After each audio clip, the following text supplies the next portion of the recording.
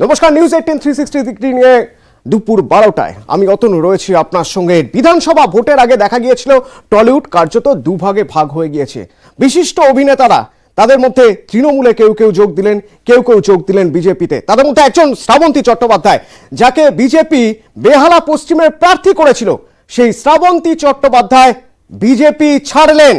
Tweet করে জানালেন, কি জানালেন তিনি জানবো। প্রতিনিধি অরুণিমা আমাদের সঙ্গে এই মুহূর্তে রয়েছেন, অরুণিমার সঙ্গে কথা বলবো। টুইটটা একবার দেখতে চাইবো। প্রথমে তিনি লিখেছেন, বিজেপির সঙ্গ ত্যাগ করলাম, গতবার এই দলের হয়েই ছিলাম, গতবার এই দলের হয়েই শেষ বিধানসভার ভোটে লড়েছি। অরুণিমা রয়েছেন আমাদের সঙ্গে এই মুহূর্তে। অরুণিমা, কি কারণ দেখিয়েছেন, কেন দল ছাড়লেন শ্রাবন্তী চট্টোপাধ্যায়? আজকে আমরা যেরকম টুইটের মাধ্যমে জানতে পেরেছি, তিনি টুইট করেছেন তিনি বিজেপির সঙ্গে আর নেই এবং তিনি কারণ বশত যেটি ব্যক্ত করেছেন, বিজেপির মধ্যে তিনি বাংলার উন্নয়ন করার সদিচ্ছার অভাব খুঁজে পেয়েছেন। যা ভেবে তিনি এসেছিলেন, যোগ দিয়েছিলেন বিজেপিকে, তা তিনি পাননি কার্যত, তাই জন্যই তিনি এই দল ছেড়ে বেরিয়ে আসছেন। অরুণিমা যেমন আমাদের জানালেন যে বিজেপি উন্নয়নের, রাজ্যের উন্নয়নের কথা ভাবছে না শ্রাবন্তী চট্টোপাধ্যায়, সেই অভিযোগ করছেন, করে দল ছাড়লেন শ্রাবন্তী চট্টোপাধ্যায়। মার্চে জয়েন করেছিলেন বিজেপিতে, নভেম্বরে ছাড়লেন বিজেপি। বিজেপির নেতৃত্ব, তাদের কি প্রতিক্রিয়া আমরা জানবো। শ্রমিক ভট্টাচার্য কথা বলেছিলাম আমরা, বিজেপি মুখপাত্র শ্রমিক ভট্টাচার্য কি বলছেন এ প্রসঙ্গে শুনুন। বিজেপি তো একটা বহমানতা, রাজনৈতিক সংগঠন থেকে যায়, দলের হয়তো কিছু এসে যাবে না, কিন্তু তাহলে একজন কমাতো কম, পার্টিতে সবাইকে নিতে হবে। শুধু যারা রাজনীতি করেন সর্বক্ষণের কর্মী তারাই রাজনীতি করবেন, সমাজের অন্য স্তরের মানুষ রাজনীতি করবেন না, এটা তো ঠিক নয়। আমরা চাই, এবং প্রত্যেকটা রাজনৈতিক দলই চায় তার দল সর্বব্যাপী হোক, সর্বত্রগামী হোক, সমস্ত সমাজের মানুষের প্রতিনিধিত্ব যেন সেই দলের মধ্যে থাকে। আমরা সেই হিসেবেই বহু মানুষকে নিয়েছিলাম, এবং সবাই যে ছেড়ে চলে গেছেন এটা বারবার প্রচার করা হচ্ছে সংবাদ মাধ্যমে, একের পর এক দল ছাড়ছেন, বিষয়টা ঠিক নয়। আমি চাই না উনি আমাদের দল ছেড়ে চলে যান, এবং দল নিঃসন্দেহে ওনার সঙ্গে আবার কথা বলবেন। বিজেপি রাজ্য সভাপতি সুকান্ত মজুমদার শ্রাবন্তী চট্টোপাধ্যায়ের বিজেপি ছাড়া প্রসঙ্গে কি বললেন নিউজ 18 বাংলাকে শুনুন। যে যারা বিজেপির সাথে যুক্ত থাকেন এই সমস্ত ফিল্ডের লোকেরা, তারা কিন্তু কোনো কাজ পান না। রুদ্রদা আছেন মাননীয়, তিনি আমাদের বিজেপির সাথে যুক্ত আছে, প্রায় 1 বছর ধরে উনি কোনো কাজ পাচ্ছেন না। এবং রুদ্রদা ভালো অ্যাক্টর না, ভালো অভিনেতা না, এটা যদি কেউ বলবে এবং সেটা আমাদেরকে বিশ্বাস করতে হবে, এটা তো মেনে নেওয়া যায় না। কিন্তু এটা বাস্তবিকতা যে যারা বিজেপি করেন বা বিজেপির সাথে যে সমস্ত সেলিব্রিটিরা যুক্ত হন, তাদেরকে এই টলিগঞ্জের নেতারা বাধ্য করেন কোনো কাজ না দিতে। দেখুন, এটাকে চাপ তো বলা যায় আর কি, যে একজন এত ভালো অভিনেতা তিনি 1 বছর ধরে কাজ পাচ্ছেন না। চাপে পড়ে দল ছাড়ছেন, অর্থাৎ যেহেতু অভিনেতা কাজ পাচ্ছেন না, তাই কাজ না পাওয়ার জন্য তিনি বিজেপি ছাড়তে বাধ্য হচ্ছেন। বিজেপি রাজ্য সভাপতির তো সেরকমই মত। তার দাবি, অভিনেতারা যারা বিজেপিতে যোগ দিয়েছিলেন তারা টলিউডে এই মুহূর্তে কাজ পাচ্ছেন না, তাই তারা চাপে পড়ে দল ছাড়ছেন। তথাগত রায় শ্রাবন্তী চট্টোপাধ্যায় নিয়ে একটি টুইট করেছিলেন, সেই টুইটটি একটু দেখতে চাইব, যেখানে তিনি পায়েল, শ্রাবন্তী, পার্নো 3টি নামই করেছিলেন। আজ যখন শ্রাবন্তী চট্টোপাধ্যায় দল ছাড়লেন, আমরা যোগাযোগ করেছিলাম তথাগত রায়ের সঙ্গে। তিনি কিভাবে দেখছেন শ্রাবন্তী চট্টোপাধ্যায় দল ছাড়া শুনুন। উনি যে বিজেপি ছাড়লেন সেটা একদিকে প্রত্যাশিত, অন্যদিকে হলো যাকে ইংরেজিতে বলে গুড রিডান্স, অর্থাৎ চলে গেছেন তাতে হাঁপ ছেড়ে বাঁচা গেল। কবে যাবেন সেটাই নিয়েই চিন্তা ছিল। আর এই সমস্ত উৎপাদ বিজেপিতে যারা আমদানি করেছিলেন, আশা করি তাদের শিক্ষা হবে। পরশুদিন দিলীপ ঘোষ পরিষ্কার করে দিয়েছেন যে এ ব্যাপারটা কেন্দ্রীয় নেতাদের হাতে ছিল, ওর কোনো হাত ছিল না। এই কেন্দ্রীয় নেতারা যারা পশ্চিমবঙ্গের দায়িত্বে ছিলেন তারাই এই সমস্ত চুক্তি করেছেন।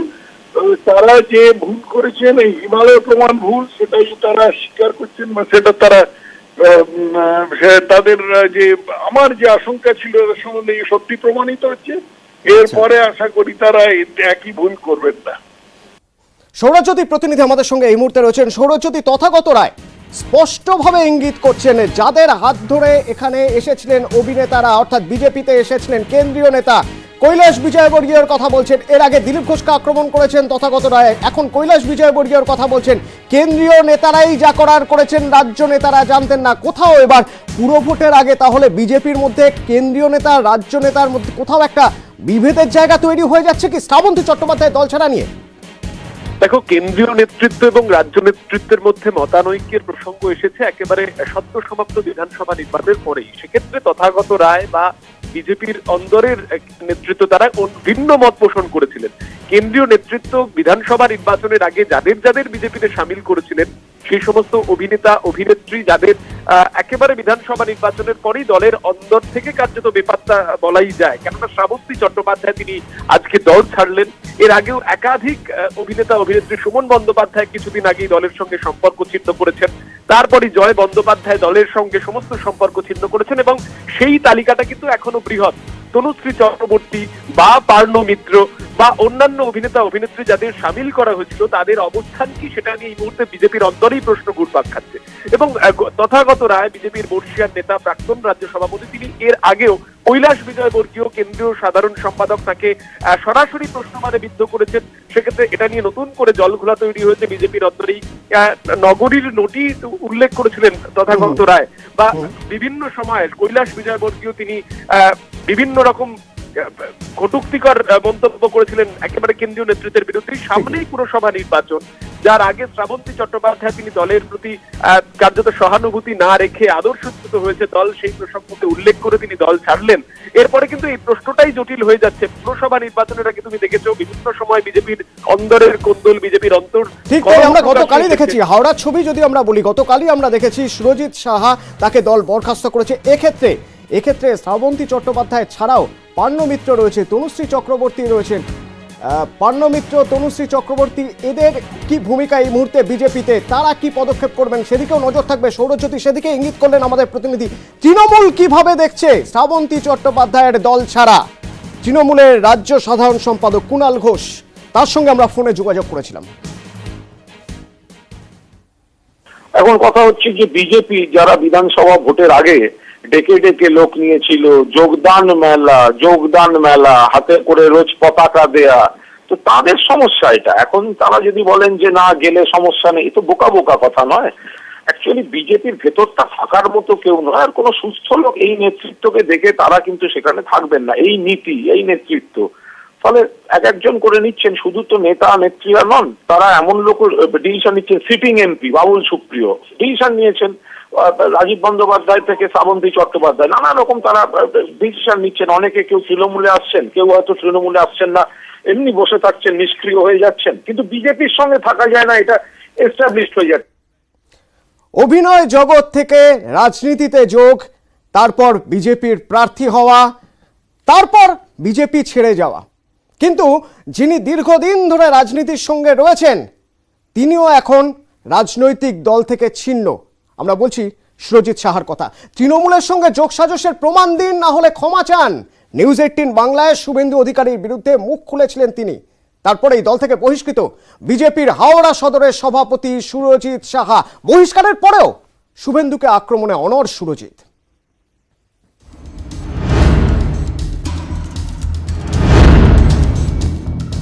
সুরজিৎ সাহা প্রশ্নের উত্তর চাইলে তাকে বহিষ্কার করা হবে, কিন্তু যাকে আপনি নিজে বলছেন শুভেন্দুবাবু যে তৃণমূলের সঙ্গে জোট সাজস আছে, তাকে কেন পার্টি থেকে সাসপেন্ড করা হবে না?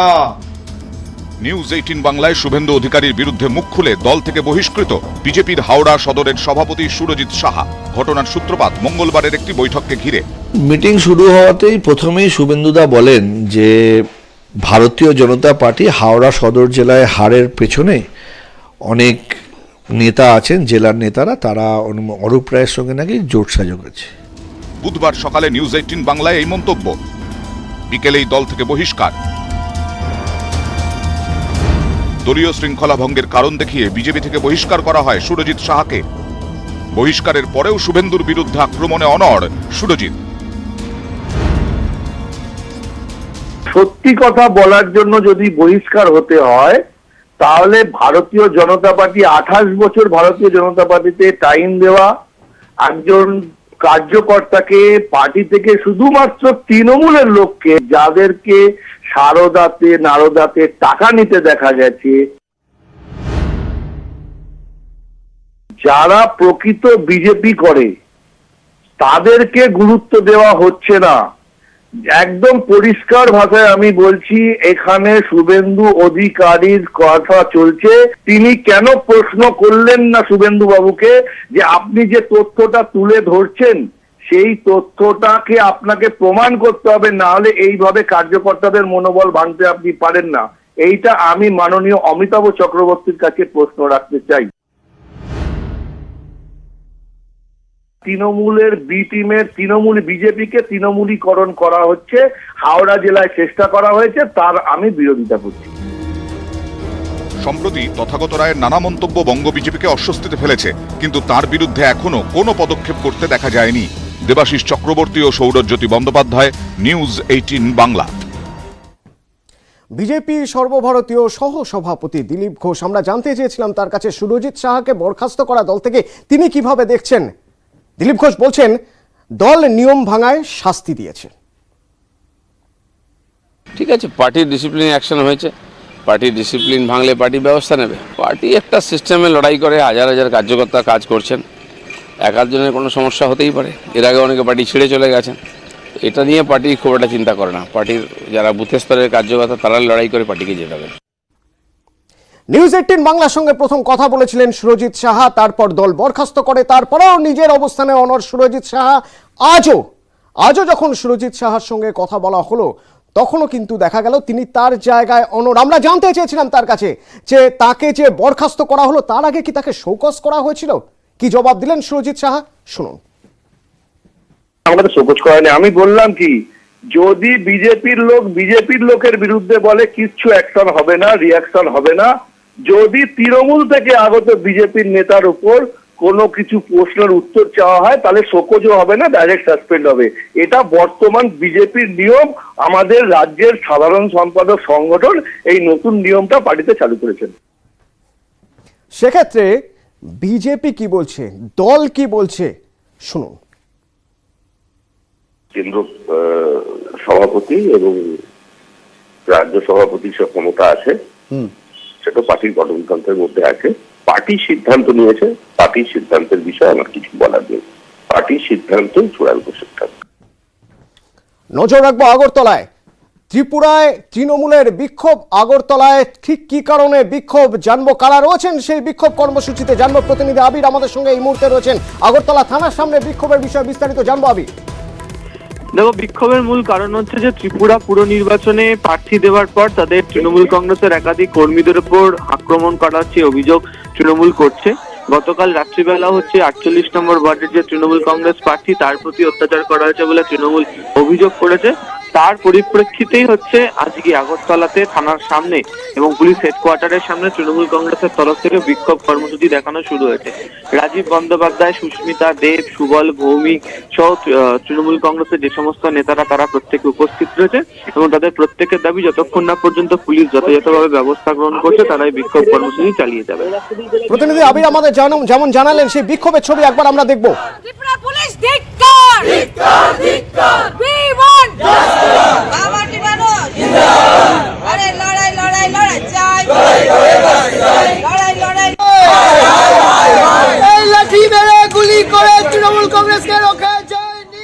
সব প্রমাণ আছে কারা তৃণমূল কংগ্রেসের প্রার্থীদের উপরে আক্রমণ করছে।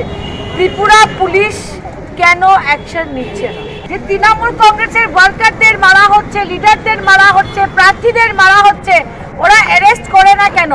আজকে বিপ্লব দেবের সরকার সমস্ত দেশে এবং বিশ্বতে বদনাম। ত্রিপুরাতে যেটা চলছে এটা আমরা ত্রিপুরা ইতিহাসে কোনোদিন দেখিনি। আজকে তৃণমূল কংগ্রেসের উপরে আক্রমণ হচ্ছে, আমরা পিছনে সরব না। কেন আক্রমণ হচ্ছে? কারণ তৃণমূল কংগ্রেসের জনপ্রিয়তা বাড়ছে, জনসমর্থন বাড়ছে, তাই বলেই তৃণমূল কংগ্রেসের উপরে আক্রমণ হচ্ছে। গুলি করে তৃণমূল কংগ্রেসকে রোখা যায়নি, যাবে না। এই লাঠি মেরে গুলি করে দল পুলিশ হয়,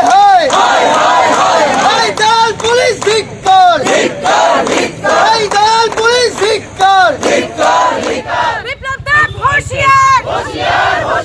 বিপ্লব দেব হোশিয়ার, বিপ্লব দেব হোশিয়ার, ত্রিপুরা পুলিশ ধিক্কার, ত্রিপুরা পুলিশ ধিক্কার, We want আমাদের মানুষ আরে লড়াই লড়াই লড়াই চাই।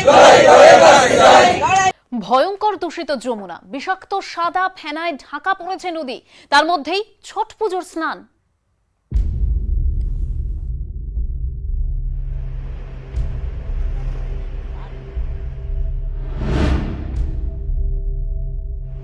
দেখলে মনে হবে বরফ, আসলে বিষ, টক্সিক ফোম, বিষাক্ত ফেনা। নদীর নাম যমুনা। বিশেষজ্ঞদের বক্তব্য, নদীর জলে অ্যামোনিয়া এবং ফসফেটের পরিমাণ মাত্রা ছাড়ানোর জেরেই এই হাল। নদীর ধারে গেলে চোখ জ্বালা করছে, বাতাসে তীব্র ঝাঁঝালো গন্ধ, তার মধ্যেই ছটের স্নান, বিষাক্ত ফেনায় ভক্তির রস, ভক্তের ডুব। সর্বত্র দূষণ, রাজধানী দিল্লি শহরের এই অবস্থা দেখে চিন্তিত সাধারণ মানুষ, কিন্তু যাদের এ নিয়ে চিন্তিত হওয়ার কথা সম্ভবত তারা এখনো চিন্তিত নয়। আর সেই কারণেই এই দূষণেই স্নান করতে বাধ্য হবেন বহু মানুষ যারা ছট পুজোয় অংশগ্রহণ করবেন।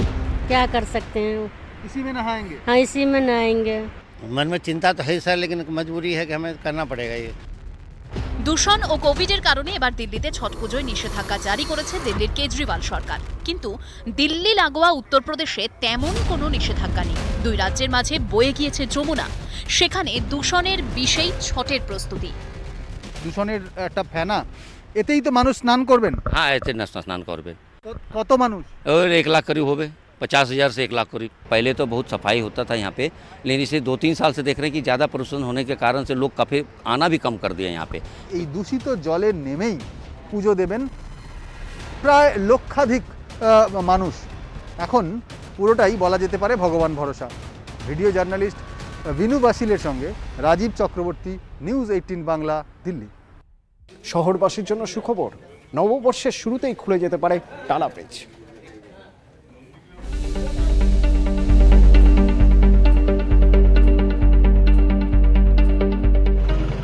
টালা ব্রিজ উত্তর শহরতলির সঙ্গে কলকাতার যোগাযোগের লাইফলাইন। সংস্কারের জন্য প্রায় বছর দেড়েক বন্ধ, যার জেরে বেড়েছে ঝক্কি। ঘুরপথে যাত্রার ভোগান্তি কিন্তু এবার শেষের পথে। মঙ্গলবার বিধানসভায় রাজ্যের পূর্ত ও সড়ক পরিবহন মন্ত্রী মলয় ঘটকের থেকে মিলেছে সুখবর। মন্ত্রী জানিয়েছেন আগামী ফেব্রুয়ারি মাসের মধ্যেই টালা ব্রিজের কাজ শেষ করার চেষ্টা হচ্ছে, তারপর মার্চ এপ্রিলের মধ্যে সেই ব্রিজের উদ্বোধন করা হতে পারে। 4 লেনের এই সেতুর অ্যাপ্রোচ রোড তৈরির কাজ প্রায় শেষের মুখে। রেল লাইনের ওপরের অংশে সেতুর যে গার্ডার বসানোর যে কাজ সেটিও সম্পন্ন করা হবে।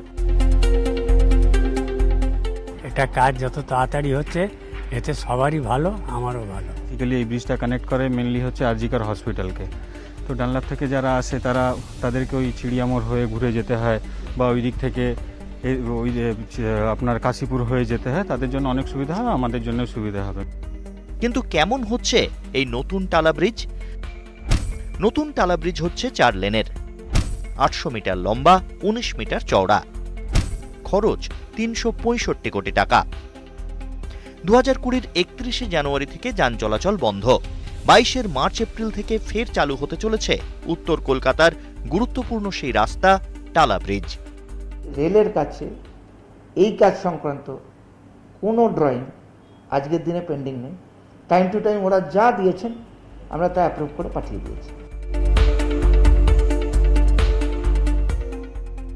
এই অংশে কাজ করতে গিয়ে দেখতে পাওয়া গিয়েছিল যে রেলের কতগুলি আবাসন আছে, সেই আবাসনের বাসিন্দাদের অন্যত্র সরানোর ব্যবস্থা করা হয়েছে এবং তার জন্য রাজ্যের তরফ থেকে রেলকে ইতিমধ্যেই যে অর্থ তা দিয়েও দেওয়া হয়েছে। ফলে অত্যন্ত দ্রুত গতিতে প্রস্তাবিত যে টালা সেতু, সেই সেতুর কাজ এগোচ্ছে বলেই জানাচ্ছেন পূর্ত দফতর এবং নির্মাণকারী সংস্থার প্রতিনিধিরা। ক্যামেরা জ্যোতির্ময় বসুর সাথে আবির ঘোষাল, নিউজ 18 বাংলা, কলকাতা।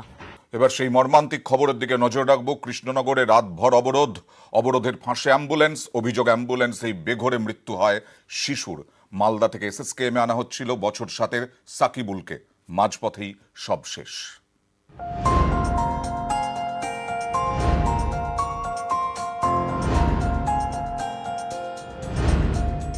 অ্যাম্বুলেন্সের সাইরেন বেজেই চলেছে, শিশুর নাকে অক্সিজেন। ফের ত্রিপুরাতে নজর রাখতে হবে, কারণ কুণাল ঘোষের বিরুদ্ধে ফের মামলা। এই নিয়ে মোট 9টি মামলা কুণাল ঘোষের বিরুদ্ধে, আরো 4টি নতুন মামলা কুণাল ঘোষের বিরুদ্ধে। কি কি মামলা জানবো, আবির প্রতিনিধি রয়েছেন আমাদের সঙ্গে এই মুহূর্তে। আবির, দেখো, ত্রিপুরাতে পুর নির্বাচনের প্রচারে গিয়ে কুণাল ঘোষ বক্তব্য রেখেছিলেন। সেই বক্তব্যতে সীতার পাতাল প্রবেশ নিয়ে একটি বক্তব্য তিনি রেখেছিলেন। তো অভিযোগ যেটা হয়েছে যে এই বক্তব্যে প্ররোচনামূলক একটি বক্তব্য এবং এর ফলে সমস্যা তৈরি হয়েছে। তো তার পরিপ্রেক্ষিতেই কুণাল ঘোষকে এর আগে ডেকে জিজ্ঞাসাবাদ করা হয়েছিল। পরবর্তী সময়ে আরো 5টি মামলা হয় এবং আজকে জানা গেছে আরো 4টি মামলা হয়েছে এবং তাকে ত্রিপুরাতে গিয়ে ইতিমধ্যেই পুলিশের সাথে যোগাযোগ করতে বলা হয়েছে। আজকেই কুণাল ঘোষ তিনি ত্রিপুরাতে যাচ্ছেন, তার বক্তব্য যে তিনি আপাতত ধন্যবাদ আবির। কুণাল ঘোষ তৃণমূল রাজ্য সাধারণ সম্পাদক ত্রিপুরা যাচ্ছেন, তার আগে কি বললেন? ভিত্তিহীন অভিযোগ, এক মামলা সেলফ কজে মামলা দিয়েছে, 9টি হলো, আরো দিতে পারে। আমি আজ বিকেলে আগরতলা যাচ্ছি, আমি ত্রিপুরার পুলিশকে বলবো এত পরিশ্রম করছেন কেন? আমি একটা নিরস্ত্র নিরীহ গণতান্ত্রিক দেশের নাগরিক, আমি আপনাদের আগরতলায় আসছি, আপনাদের যদি ক্ষমতা থাকে আমাকে গ্রেফতার করুন। আমি বিকেলে আগরতলা যাচ্ছি, এত পরিশ্রম করছেন কেন? এসআরএমই টিএমটি কিনলে আপনিও জিততে পারেন একটা গাড়ি, আর প্রতি সপ্তাহে fridge, TV, AC, washing machine, আরো কত কি, সঙ্গে নিশ্চিত উপহার। তাড়াতাড়ি যান, প্রাইজ না ফুরিয়ে যায়। সত্য বুঝেছো?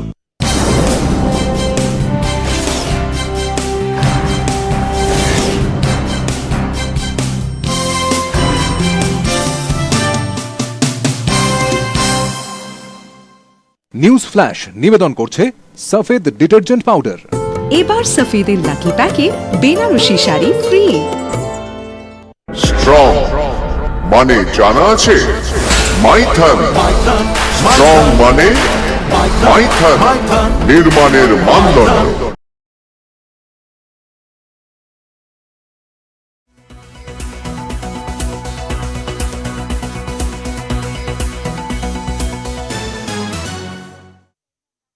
ভয়ঙ্কর দূষিত যমুনা, বিষাক্ত সাদা ফেনায় ঢাকা পড়েছে নদী, তার মধ্যেই ছট পুজোর স্নান।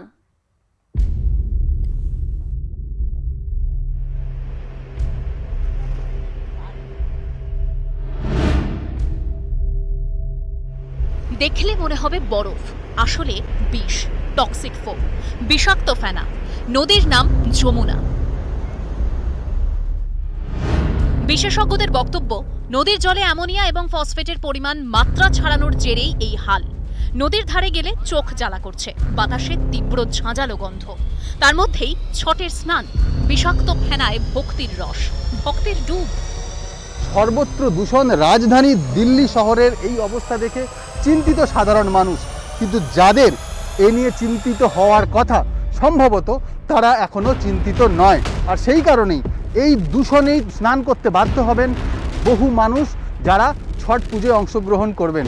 क्या कर सकते हैं, इसी में नहाएंगे? हाँ इसी में नहाएंगे। मन में चिंता तो है सर, लेकिन मजबूरी है कि हमें करना पड़ेगा ये। দূষণ ও কোভিডের কারণে এবার দিল্লিতে ছট পুজোয় নিষেধাজ্ঞা জারি করেছে দিল্লির কেজরিওয়াল সরকার, কিন্তু দিল্লি লাগোয়া উত্তরপ্রদেশে তেমন কোনো নিষেধাজ্ঞা নেই। দুই রাজ্যের মাঝে বয়ে গিয়েছে যমুনা, সেখানে দূষণের বিষেই ছটের প্রস্তুতি। দূষণের একটা ফেনা, এতেই তো মানুষ স্নান করবেন। হ্যাঁ, এতে স্নান করবেন। কত মানুষ? और 1 लाख करीब हो गए, 50,000 से 1 लाख करीब। पहले तो बहुत सफाई होता था यहाँ पे, लेकिन इसे 2-3 साल से देख रहे हैं कि ज़्यादा प्रदूषण होने के कारण से लोग काफ़ी आना भी कम कर दिया यहाँ पे। এই দূষিত জলে নেমেই পুজো দেবেন প্রায় লক্ষাধিক মানুষ। এখন পুরোটাই বলা যেতে পারে ভগবান ভরসা। ভিডিও জার্নালিস্ট বিনু বাসিলের সঙ্গে রাজীব চক্রবর্তী, নিউজ 18 বাংলা, দিল্লি। শহরবাসীর জন্য সুখবর, নববর্ষের শুরুতেই খুলে যেতে পারে টালা ব্রিজ।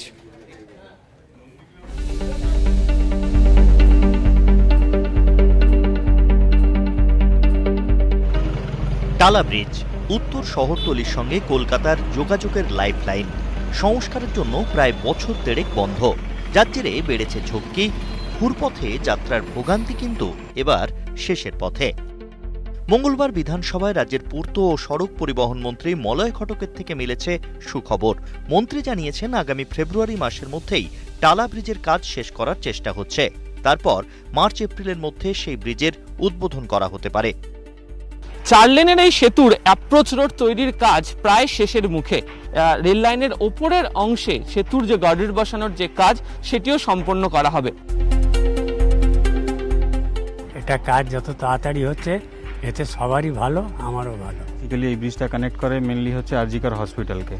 তো ডানলাপ থেকে যারা আসে তাদেরকে ওই চিড়িয়ামোড় হয়ে ঘুরে যেতে হয়, বা ওই দিক থেকে ওই আপনার কাশীপুর হয়ে যেতে হয়। তাদের জন্য অনেক সুবিধা হবে, আমাদের জন্য সুবিধা হবে। কিন্তু কেমন হচ্ছে এই নতুন টালা ব্রিজ? নতুন টালা ব্রিজ হচ্ছে 4 লেনের, 800 মিটার লম্বা, 19 মিটার চওড়া, খরচ 365 কোটি টাকা। 2020-এর 31শে জানুয়ারি থেকে যান চলাচল বন্ধ। 22-এর মার্চ এপ্রিল থেকে ফের চালু হতে চলেছে উত্তর কলকাতার গুরুত্বপূর্ণ সেই রাস্তা টালা ব্রিজ। রেলের কাছে এই কাজ সংক্রান্ত কোনো ড্রয়িং আজকের দিনে পেন্ডিং নেই। টাইম টু টাইম ওরা যা দিয়েছেন আমরা তা অ্যাপ্রুভ করে পাঠিয়ে দিয়েছি। এই অংশে কাজ করতে গিয়ে দেখতে পাওয়া গিয়েছিল যে রেলের কতগুলি আবাসন আছে, সেই আবাসনের বাসিন্দাদের অন্যত্র সরানোর ব্যবস্থা করা হয়েছে এবং তার জন্য রাজ্যের তরফ থেকে রেলকে ইতিমধ্যেই যে অর্থ তা দিয়েও দেওয়া হয়েছে। ফলে অত্যন্ত দ্রুত গতিতে প্রস্তাবিত যে টালা সেতু, সেই সেতুর কাজ এগোচ্ছে বলেই জানাচ্ছেন পূর্ত দফতর এবং নির্মাণকারী সংস্থার প্রতিনিধিরা। ক্যামেরা জ্যোতির্ময় বসুর সাথে আবির ঘোষাল, নিউজ 18 বাংলা, কলকাতা। এবার সেই মর্মান্তিক খবরের দিকে নজর রাখবো। কৃষ্ণনগরে রাতভর অবরোধের ফাঁসে অ্যাম্বুলেন্স, অভিযোগ অ্যাম্বুলেন্স এই বেঘরে মৃত্যু হয় শিশুর। মালদা থেকে এসএসকেএমে আনা হচ্ছিল বছর 7-এর